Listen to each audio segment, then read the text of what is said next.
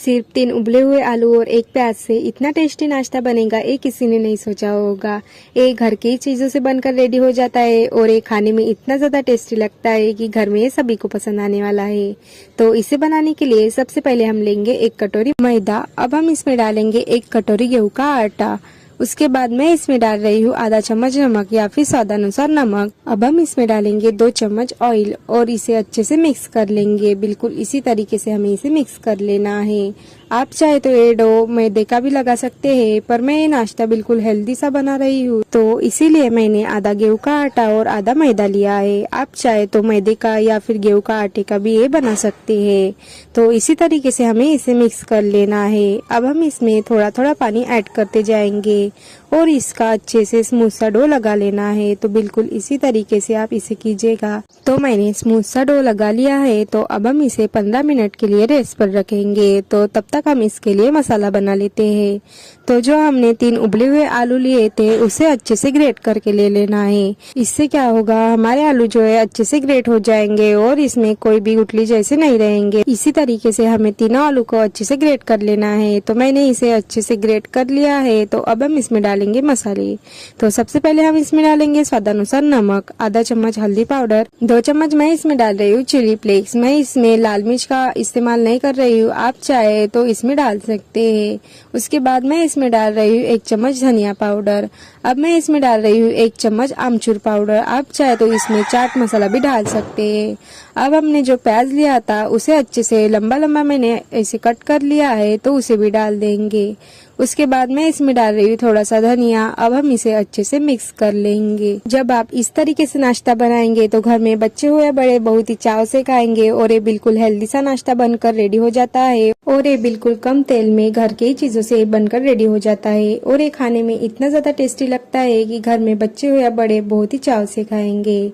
तो इसी तरीके से हमने इसे अच्छे से मिक्स कर लिया है। तो अब हमने जो डो लगाया था वो अच्छे से रेस्ट हो चुका है। तो अब हम इसी तरीके से इसकी लोइयां बना लेंगे। तो हमने 2 अलग अलग पार्ट कर लिए हैं और इसे अच्छे से ऐसे गोल कर लेंगे। तो इसी तरीके से हमें दूसरा वाला भी कर लेना है। तो अब चकले पर थोड़ा सा आटा छिड़क देंगे और अब हमने जो लोइयां बनाई थी उसे ऐसे हाथों की मदद से ऐसे लंबा कर लेंगे ताकि हम इसके छोटे छोटे पेड़े काट सके। बिल्कुल हमें इसी तरीके से हमें इसे लंबा करते जाना है। तो आप देख ही सकते हैं ये अच्छे से लंबा हो चुका है। तो अब हम इसे स्पैचुला की मदद से कट कर लेंगे। बिल्कुल इसी तरीके से हमें छोटे छोटे टुकड़ों में कट कर लेना है।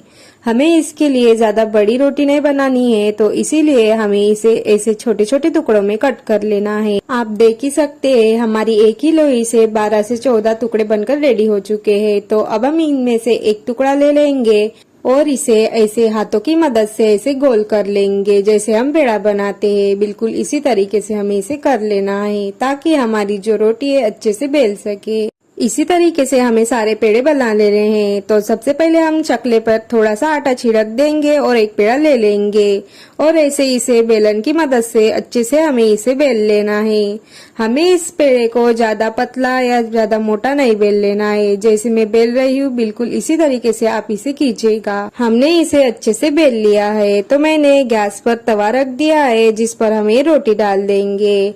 हमें इस रोटी को ज्यादा नहीं सेकना है, ये थोड़ी सी पक जाए बिल्कुल उतना ही हमें इसे पकाना है। तो बिल्कुल इसी तरीके से हम स्पैचुला की मदद से इसे पलटते जाएंगे और इसे थोड़ा सा पका लेंगे। जैसे मैं पका रही हूँ बिल्कुल इसी तरीके से हमें इसे पका लेना है। जब हमारी रोटी ऐसी दिखने लगे तब हम इसे निकाल लेंगे। तो बिल्कुल इतना ही हमें इसे पका लेना है।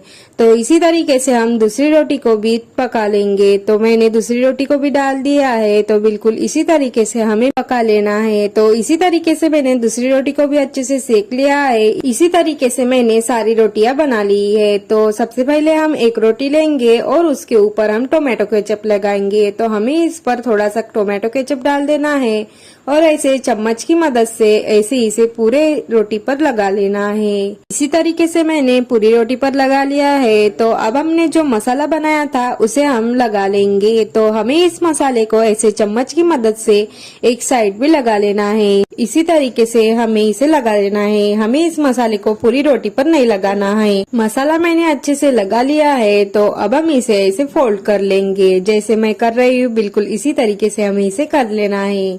तो हमारी जो ये रोटी है टाकोस जैसी बनकर रेडी हो चुकी है। तो इसी तरीके से मैंने सारी रोटी को बना लिया है। गैस पर मैंने उसी तवे को रख दिया है। अब हम इसके ऊपर थोड़ा सा ऑयल डाल देंगे और ऐसे स्पैचुला की मदद से इसे ऐसे फैला लेंगे।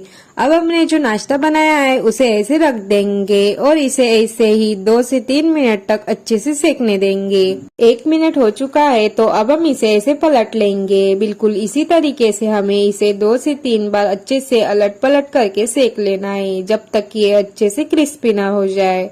तो इसी तरीके से हमें इसे 2 से 3 मिनट तक अच्छे से पका लेना है। तो अब मैं इसे पलट रही हूँ तो आप देख ही सकते हैं कितनी अच्छी तरीके से क्रिस्पी हो गई है। तो इसी तरीके से हम दूसरी तरफ से भी इसे सेकने देंगे। तो आप देख ही सकते हैं बिल्कुल परफेक्ट हमारी ये टाकोस जैसी रोटी बनकर रेडी हो चुकी है और इसे सेकने में सिर्फ हमें 2 से 3 मिनट का वक्त लगता है। तो अब हम इसी तरीके से दूसरी वाली रोटी बना लेंगे। तो थोड़ा सा ऑयल डाल देंगे और इसी तरीके से हम दूसरी वाली भी बना लेंगे। जब आप इस तरीके से नाश्ता बनाएंगे तो घर में बच्चे हो या बड़े बहुत ही चाव से खाएंगे और आप इस रेसिपी को बार बार जरूर ट्राई करेंगे।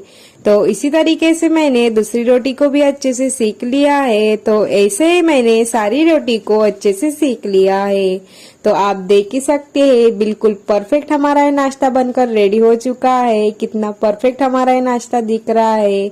दिखने में ही इतना अच्छा लग रहा है तो ये खाने में और भी ज्यादा टेस्टी लगता है।